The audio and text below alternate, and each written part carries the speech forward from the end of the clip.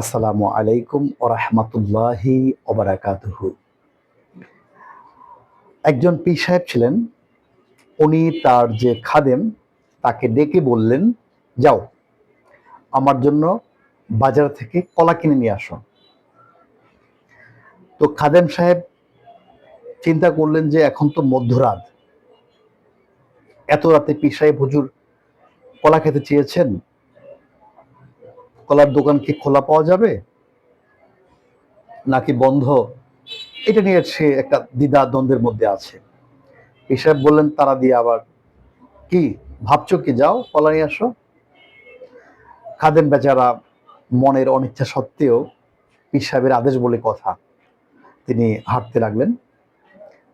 তখন তো আর এই সময়ের মতো দিন ছিল না যে মোবাইল অথবা ইলেকট্রিসিটি, এগুলো কিছুই ছিল না। তো খাদেম বেচারা অনেকটুকু পথ পাড়ি দিয়ে যখন বাজারে খুব কাছাকাছি আসলেন, তখন দেখলেন যে দূরে একটা গাছের নিচে প্রদীপ বা আলো জ্বলতেছে। তো তার কাছে মনে হইল যে না, তাহলে বোধহয় একটা দোকান অন্তত খোলা আছে।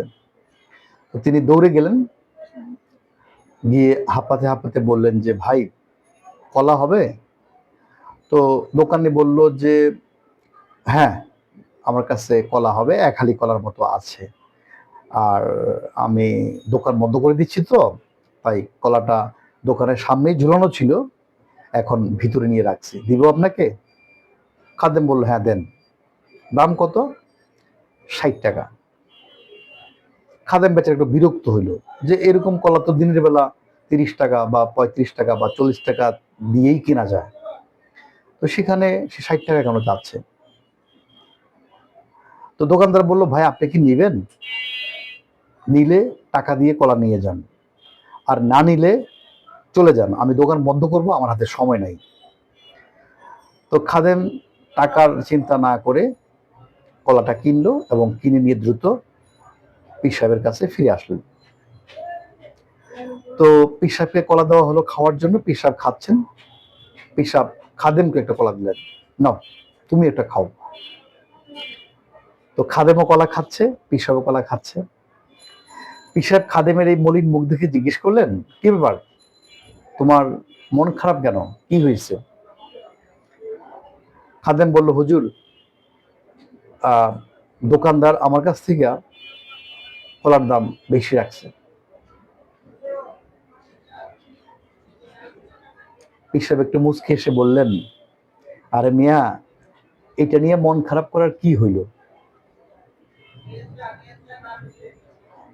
দেখো,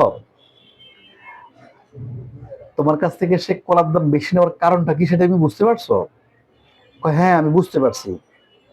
"বলো তো কি কারণ?"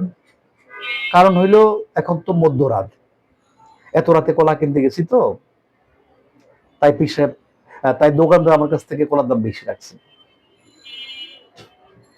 পীর সাহেব আবারও মুচকি হাসলেন।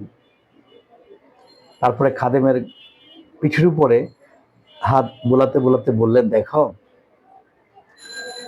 রাত গভীর হওয়ার জন্য যদি কলার দাম বেড়ে যায়, তাহলে কি রাত গভীর হওয়ার জন্য বান্দার দাম বেড়ে যাবে না?" খাদেম হা করে পীর সাহেবের মুখের দিকে তাকায় রইল। পীর সাহেব তাকে বলল, "আমার কথা তুমি বোঝো নাই? দেখো, মধ্যরাত হওয়ার জন্য, রাত গভীর হওয়ার জন্য একটা কলা 10 টাকা ছিল, সেটা 15 টাকা হয়ে গেছে, তার দামটা বেড়ে গেল। তো এই গভীর রাত হওয়ার জন্য, মধ্যরাত হওয়ার জন্য, যেখানে সকল বান্দিরা গভীর ঘুমের মধ্যে আছে, সেখানে যদি কোনো আল্লাহ তাআলার খাস বান্দা ঘুমকে পরিহার করে, ত্যাগ করে আল্লাহর জন্য, আল্লাহ সন্তুষ্টির জন্য নামাজের মধ্যে দাঁড়ায় অথবা ইবাদত বন্দেগীতে মশগুল হয়, ওই কলার দাম যেমন বেড়ে যায় রাত গভীর হওয়ার জন্য, ইবাদত বন্দেগীতে কাটানো ওই বান্দার মূল্য আল্লাহ তাআলার কাছে ওরকম ভাবে বেড়ে যায়।"